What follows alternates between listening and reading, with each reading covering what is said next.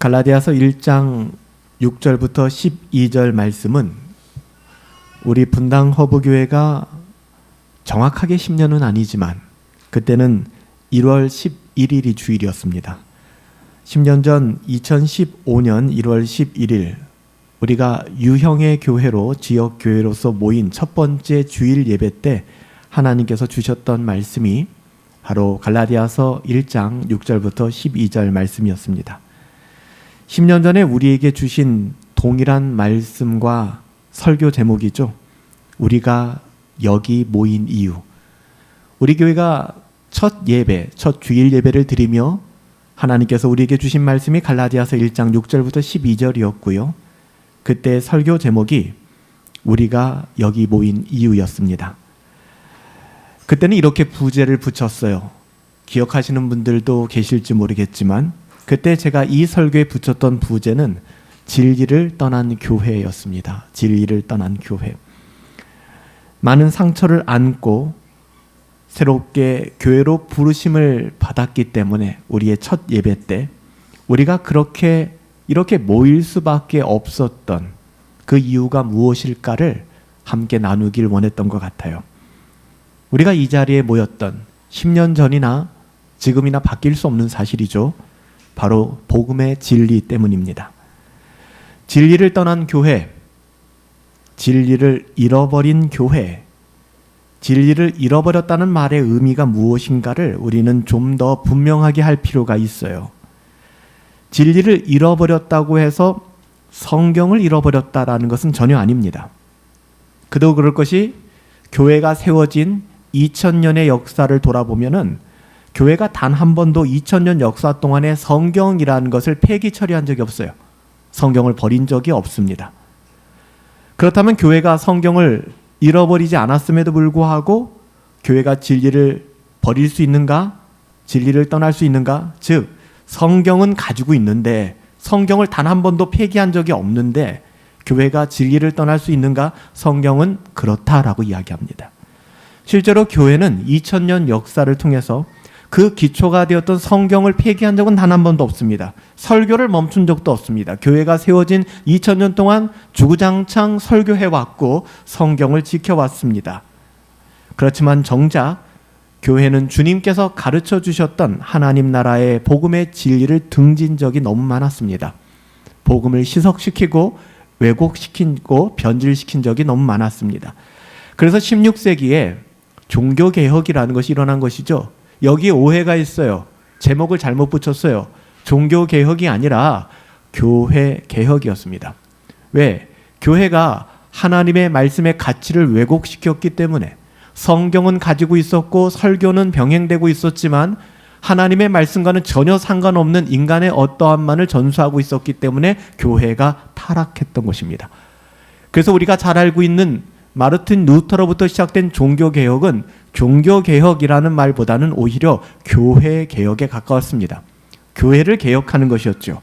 우리가 찬양했던 것처럼 교회를 교회답게, 예배를 예배답게. 여러분, 그러기 위해서는 우리가 교회가 어떻게 해야 교회다운 것인가를 알아야 됩니다. 어떻게 해야 예배가 예배다운 것을 우리가 알아야 합니다. 하지만 이것을 알지 못하니 교회가 무엇인지 예배가 무엇인지를 전혀 분별하지 못하는 것입니다. 사도 바울은 그가 개척했던 갈라디아 교회를 향하여 이렇게 이야기합니다. 다른 복음은 없습니다. 사랑하는 갈라디아 교회 성도들이여, 다른 복음은 없습니다. 사도 바울은 이렇게 얘기합니다. 우리 말고 심지어 하늘에서부터 광명한 모습을 입은 천사가 내려와서 이야기한다 할지라도 우리가 전한 복음 이외에 다른 복음을 이야기한다 그러면 그것은 저주받을 일입니다 라고 이야기하는 거예요. 다른 복음을 전하면 저주를 받는다라고 했을 때 여러분, 다른 복음이 뭐라고 생각하십니까? 다른 복음. 바울이 말하는 다른 복음이란 성경이 말하고 있는 복음이 아니에요. 성경을 들고 있으면 뭐합니까? 성경을 보고 있으면 뭐합니까? 예배를 드리고 예배에 참여하고 있으면 뭐합니까? 예배가 예배답지 못하고 교회가 교회답지 못한데, 여러분, 여기에는 하나님의 영광도 없고요, 하나님의 근심만이 켜켜이 쌓여갈 뿐입니다. 이 모든 것들이 쌓여서 결국에는 16세기의 종교개혁, 교회개혁이라는 것이 일어난 거잖아요.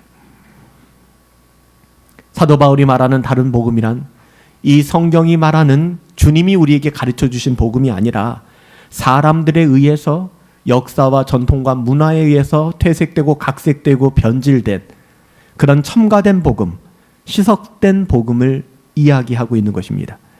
저는 진정한 복음, 감히 성경적인 복음을 설교하기 위해서, 설명하기 위해서는 16세기 종교개혁자들의 모토가 되었던 5가지 솔라, 우리가 우리 교회의 한가족반에서 늘 다루는 이 5 솔라에 대해서 이야기하고 싶습니다. 이 5가지 솔라는 종교개혁의 가장 근본적인 신학적 입장을 라틴어로 아주 단순하게 표현한 말입니다. 종교개혁이 일어나던 그 시기, 15세기, 16세기까지는 로만 카톨릭이 기독교를 장악하고 있었습니다. 우리가 로만 카톨릭이 기독교의 주류라고 생각하시는 분들도 계시고요. 상식적으로 개신교라, 프로테스탄트라 하니까 우리의 뿌리가 로만 카톨릭이다라고 잘못 알고 계신 분들이 많아요. 로만 카톨릭은 타락한 기독교였습니다. 그래서 그 기독교회를 개혁하기 위하여 종교개혁이 일어났고 그 종교개혁으로부터 세워진 교회들이 개신교회들, 개혁교회들입니다. 엄밀하게 따르면 개혁교회들이고 더 넓게 얘기하면 개신교라고 말하는 프로테스탄트가 바로 여기에 속한 것입니다. 16세기에 하나님께서 다시 하나님의 말씀을 회복하고 돌아오라 명하신 것에 따라 교회가 움직이게 된 것이죠. 우리 교회 역시 우리의 출발점은 여기에 있습니다. 많은 개혁교회, 개신교회, 우리가 장로교, 감리교, 성결교, 침례교 이렇게 이름을 걸고 있는 모든 교회들이 개신교회입니다. 엄밀하게 따지면. 그 개신교회의 뿌리는 로만 카톨릭이나 천주교가 아니라 이 5 솔라스에 기초한 개혁교회 신앙에 있다는 것입니다. 우리가 이제는 우리 교회 성도들이라면 너무나 잘 알고 있죠. 제가 첫 번째 설교 때 이 부분들을 나누었어요. 솔라. 이 솔라의 라틴어의 뜻은 오직. 이 하나밖에 없는 겁니다. 비교 불가능한 거, 오직. 이거밖에 없다는 의미가 솔라입니다. 그렇다면 종교개혁자들은 왜 이 잘못된 교회를 개혁하는 데 있어서 이 5가지 아주 기독교의 핵심 가치의 솔라라는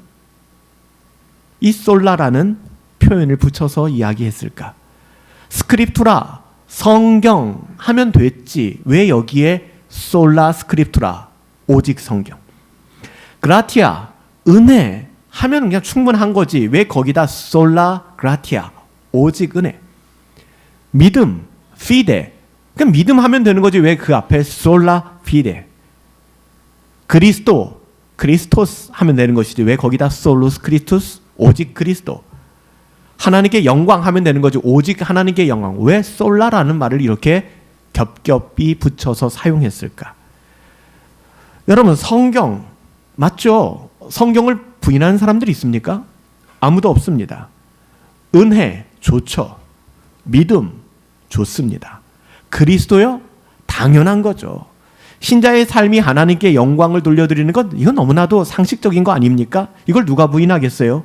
그런데 여기에 종교개혁자들은 이 5가지 핵심 가치에 솔라라는 라틴어 단어로 제안을 했다는 것입니다. 우리는 공동체의 고백을 통하여 하나님의 말씀 때문에 여기 모였다라는 믿음의 고백을 합니다. 정말 그렇습니까? 여러분, 이곳에 모인 이유가 하나님의 말씀입니까? 정말 이것이 여러분들의 진심 어린 고백이라면 제임스 패커가 이야기한 그 이야기. 제임스 패커는 이런 이야기를 했습니다. 절반의 진리라고 하는 것은 진리가 아니다. 그것은 오히려 완전한 비진리다. 사실 이게 굉장히 탁월한 영적인 안목이거든요. 어려워요. 그런데 이게. 여러분, 전체를 가장한 절반의 진리라는 것이 있습니까? 없습니다. 순도 100%라고 하는 것은요, 불순물이 전혀 없는 것입니다. 전체를 가장한 절반의 진리라고 하는 것은 그 완전한 비진리입니다. 완전한 진리라는 건 그런 거예요. 99.9% 유연하다는 것. 99.9%도 유연함을 얘기하죠. 0.1%가 빠졌으니까. 지난주 설교를 기억하신다면 이 플렉서블한 상태, 이건 비진리라는 것입니다. 우리는 이만하면 됐지, 이 정도면 어디야 라는 말을 굉장히 많이 씁니다. 하지만 신앙에 있어서는 이게 허용되지 않는 거예요. 100%여야만 합니다. 완전히 부서지고 깨어져야 하는 것입니다. 우리의 옛사람은 인간적인 영역의 복음에 개입돼서는 안 되는 것입니다. 플렉서블한 상태가 아니라 프렌저블한 상태. 지난주에 그 말씀을 나눈 거잖아요. 지난주도 그렇고 그 지난주도 그렇고 돌아보면 전 동일한 메시지를 여러분들에게 전하여 오고 있습니다. 적어도 복음의 진리에 있어서는 교회가 교회되어지고 예배가 예배되어지는 영역에 있어서 절반의 진리는 진리가 아닙니다. 비교적 그만하면 됐어. 우리가 얼마나 애쓰고 있는데 이것만큼 위험한 것이 없습니다. 솔라, only, alone, 이 단어가 가진 의미는 바로 100%입니다. 우리가 누군가를 사랑하고 결혼하게 될 때 절반의 마음으로 가능한가요? 그런 사람 있습니까? 그렇게 결혼하셨나요? 뭐 결혼을 앞둔 신랑 신부뿐만 아니라 모든 결혼하신 분들, 부부들에게 있어서 아니면 연애를 하는 사람들에게 있어서도 함께하는 배우자나 연애의 대상자가 나를 향한 사랑만큼은 전심이고 진심이어야 되지 않겠습니까? 우리가 모르니까 지나가는 거고 모르니까 함께 사는 것이지 99.9%임을 알고 예식장에 들어가는 신랑 신부가 있겠습니까? 99.9%인 것을 알고 같은 이불을 덮고 자는 부부가 있겠습니까? 여러분, 적어도 이 부부관계에 있어서는 99.9%의 사랑이 아닌 0.1%의 다른 사랑이 문제가 되는 것입니다. 내가 당신은 99% 사랑하지만 내가 이 사람은 1% 포기할 수 없어. 어떻게 부부관계가 이어질 수 있겠습니까? 이것이 바로 100% 솔라가 의미하는 바입니다. 오직 이거 하나밖에는 없다는 거예요. 이것도 되고 저것도 되고. 이거는 다수결의 문제도 아닙니다. 많은 교회가 그렇게 하고 있는데요. 많은 사람들이 그렇게 하고 있는데요. 이것만큼 위험한 것이 없어요. 막연한 기대감이죠. 우리 또한 괜찮을 거야.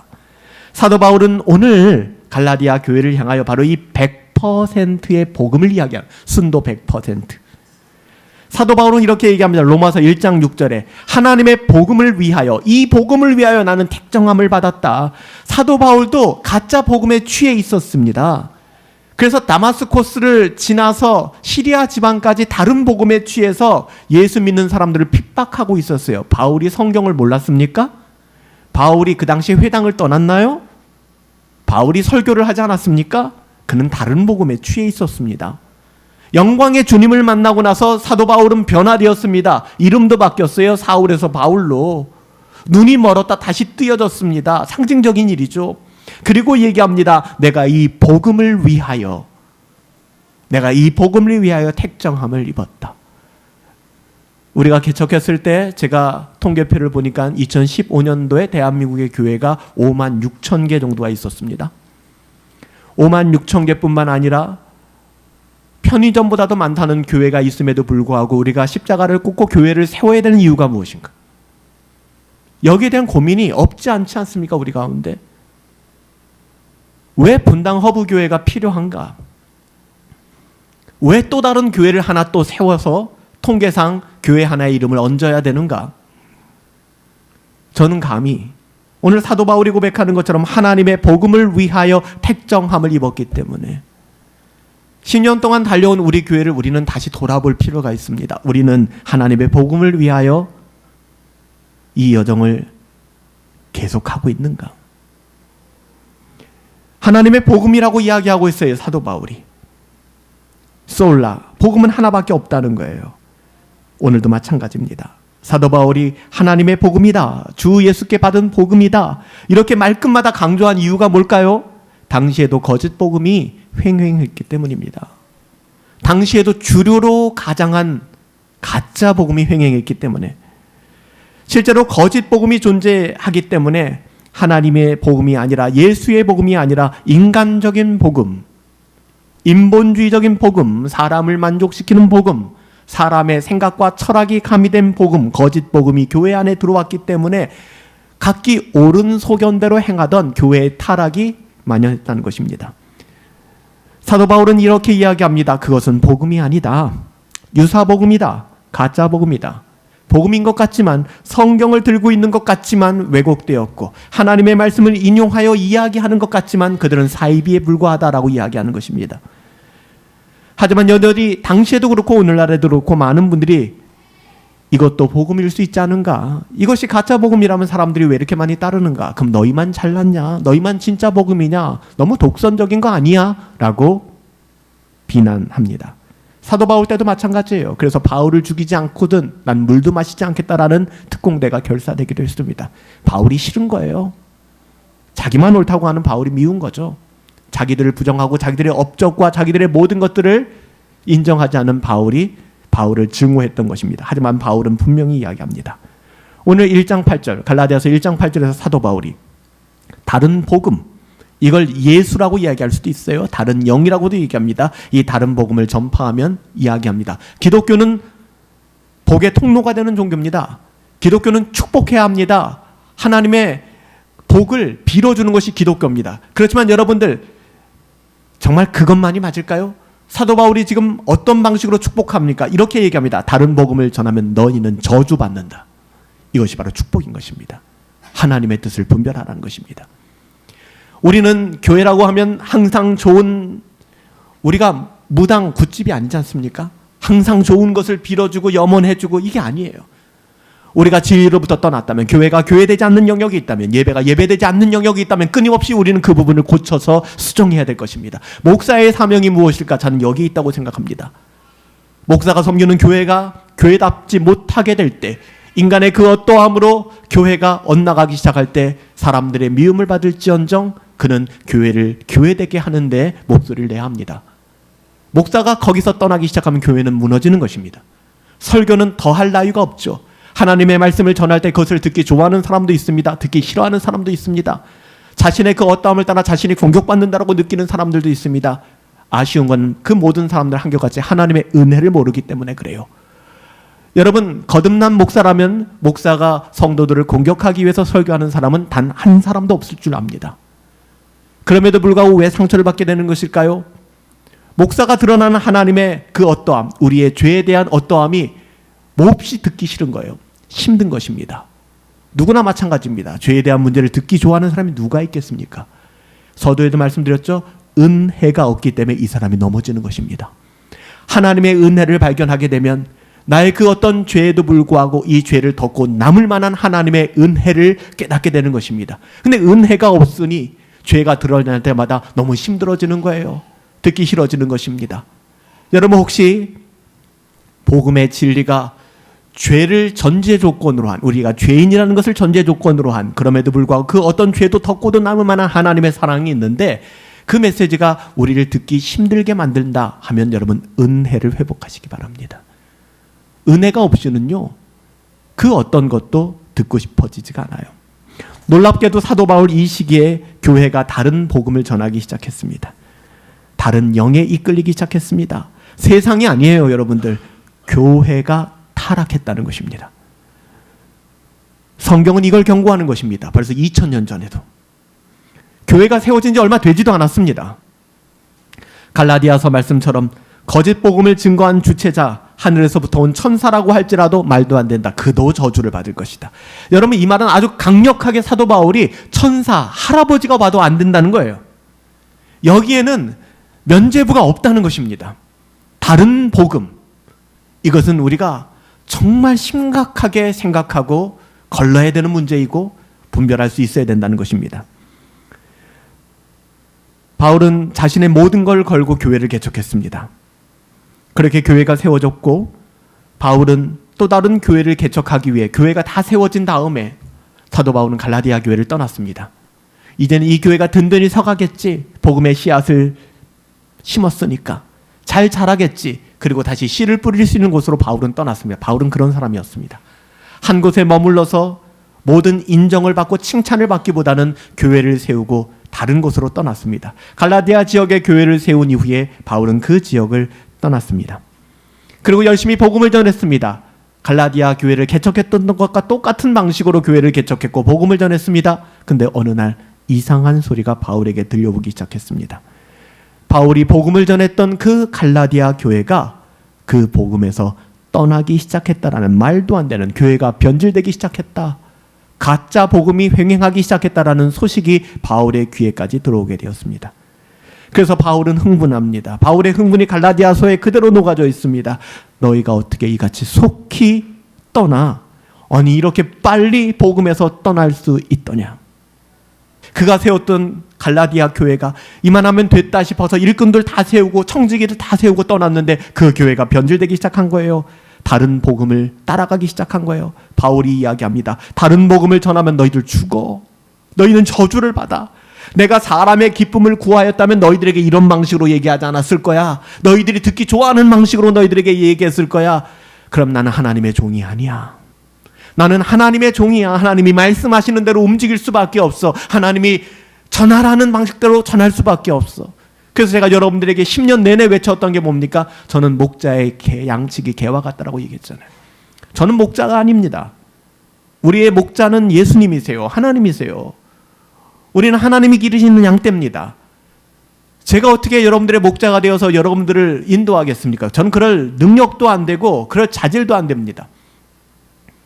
하나님이 저를 목회자로 부르시고 여러분들에게 붙여주신 것은 저도 양이지만 또 한편의 의무로서는 목동들이 부리는 양치기 개와 같은 거예요.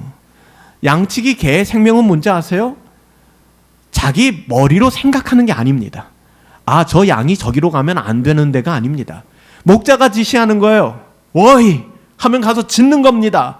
짖어야 돼요. 그로 가면 안 되니까. 거기서 따지는 거 아닙니다. 목자한테. 제 생각에는요. 제가 당신의 충견으로 10년 있어 봤는데 제 생각은 그게 아닌데요. 제 경험은 그게 아닌데요가 아닙니다. 목자가 지시하는 대로 가서 짖는 것입니다. 가지 말라고. 양이 그 길로 잘못된 길로 걷는다면 사도 바울이 그 이야기를 하는 거예요. 사도 바울 마찬가지로 나는 그리스도의 종이다. 나는 그리스도의 충견이다. 나는 주님이 목양하는 그 양떼들이 바른 곳으로 가는 것, 다른 곳으로 가는 것을 인정할 수가 없다. 가서 짖는 것입니다. 그 이야기가 오늘 본문이에요. 내가 사람의 기쁨을 구하였다면 나는 그리스도의 종이 아니라 나는 그리스도의 종으로서 그리스도가 명하신 대로 가는 것이다. 사도 바울만의 이야기겠습니까? 여러분 어떠세요? 나는 사람을 기쁘게 하는 사람이 아니다. 나는 하나님을 영화롭게 하는 사람이다. 내가 만약 사람의 기쁨을 구하였다면 나는 사도도 아니고 나는 그리스도인도 아니고 나는 하나님의 사람도 아니다. 다른 복음? 어렵지 않습니다. 사람을 기쁘게 만드는 것이 다른 복음입니다. 그래서 교회가 다른 복음에 빠지기 시작하면 사람들의 눈치를 보기 시작합니다. 트렌드라는 말을 하기 시작합니다. 요즘 트렌드는 이래.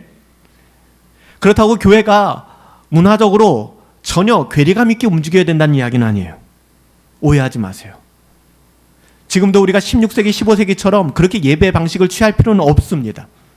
그럼에도 불구하고 교회가 교회되어지는 데 있어서 우리는 하나님의 말씀을 따라 살아가는가, 아니면 사람들이 원하는 방식, 오늘날 트렌드가 이래요 목사님, 요즘에 이런 걸 해야 돼요, 이 방식을 따라가는가는 우리가 돌아볼 필요가 있다는 거예요.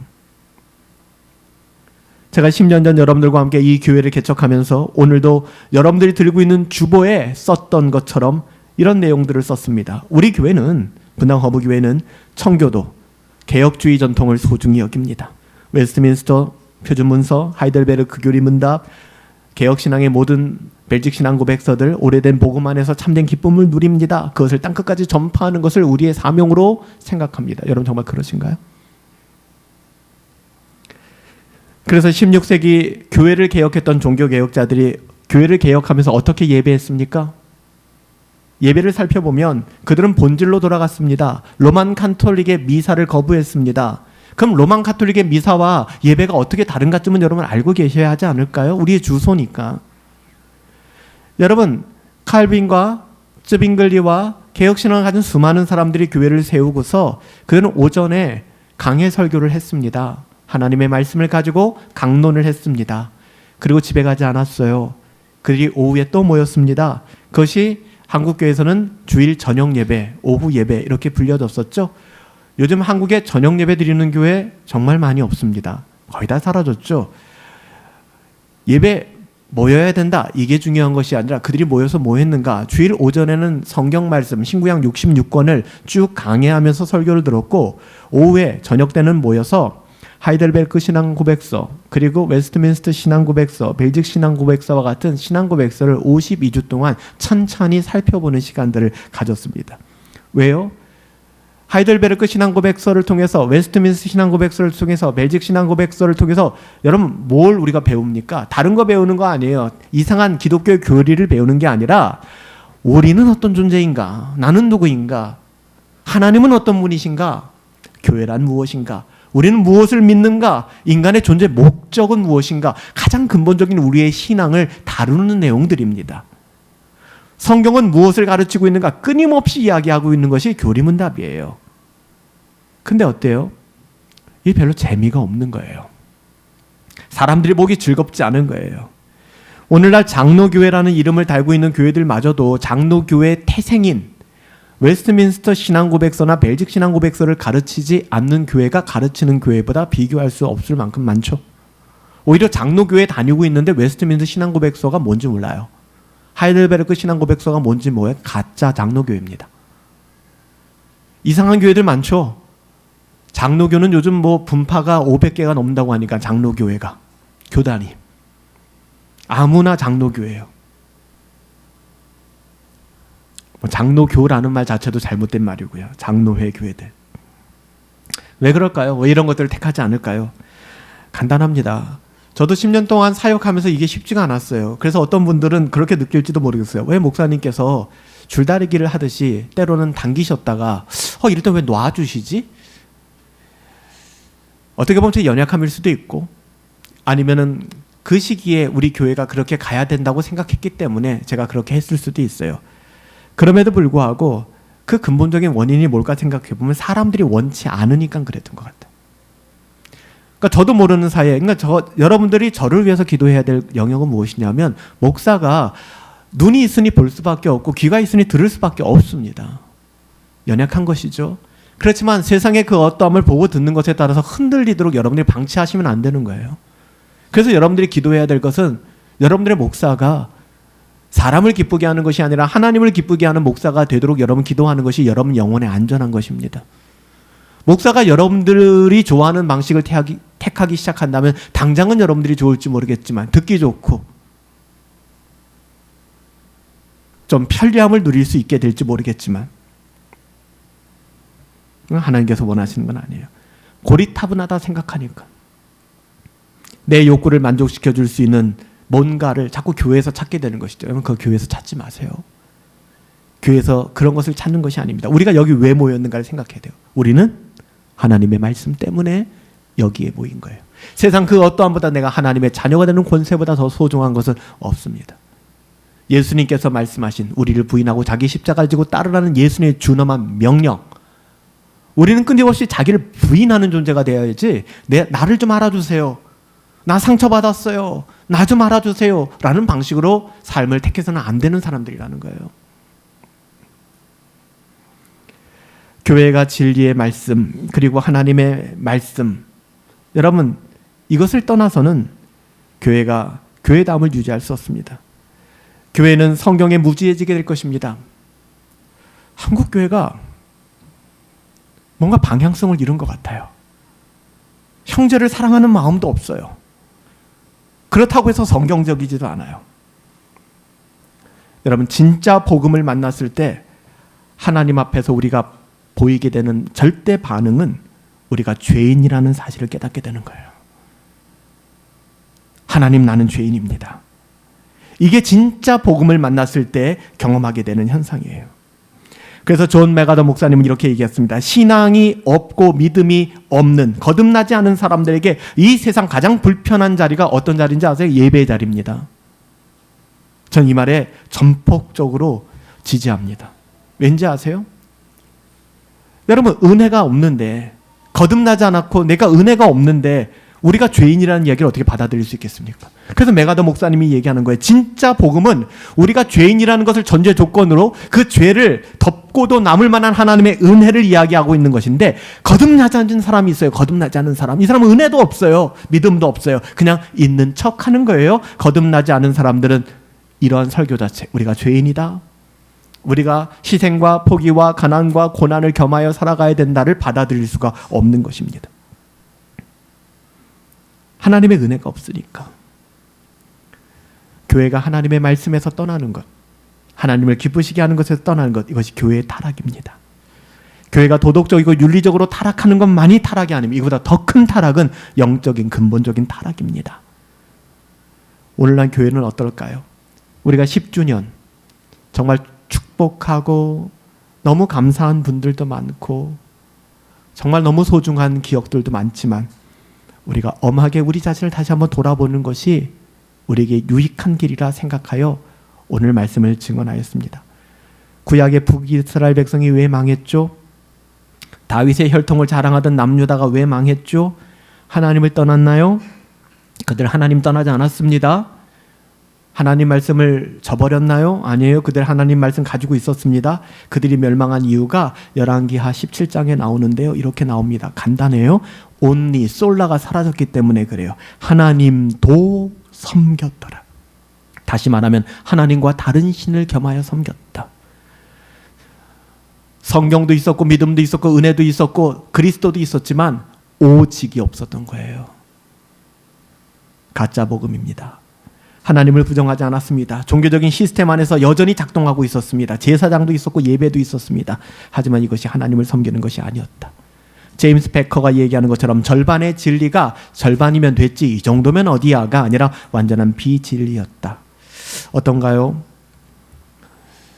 어젯밤 늦게까지 혼자 누워서 생각을 해보았어요. 나는 안전한가?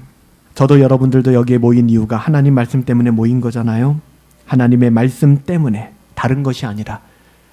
저에게도 여러분 하나님 말씀 이외에 다른 어떤 것을 요구하지 마세요. 그럼 목사가 힘들어져요.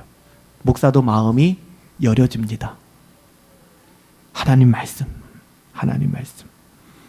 자꾸만 교회가 세상의 가치로 평가되잖아요. 얼마나 많이 모였느냐, 헌금이 얼마냐, 얼마나 실용적이냐. 여러분, 이것이 진리를 잃어버린 교회들의 특징입니다. 저는 우리 교회, 분당 허브 교회가 순전한 복음의 가치를 누리고 전할 수 있는, 주님 다시 오시는 그날까지 믿음의 여정을 함께 할 수 있길 바라요. 하나님의 영광에 대한 의식이 결여되지 않고, 그래서 인간적인 관심사가 아니라 오직 하나님 나라의 우선순위를 두고 그렇게 살아갈 수 있는 교회.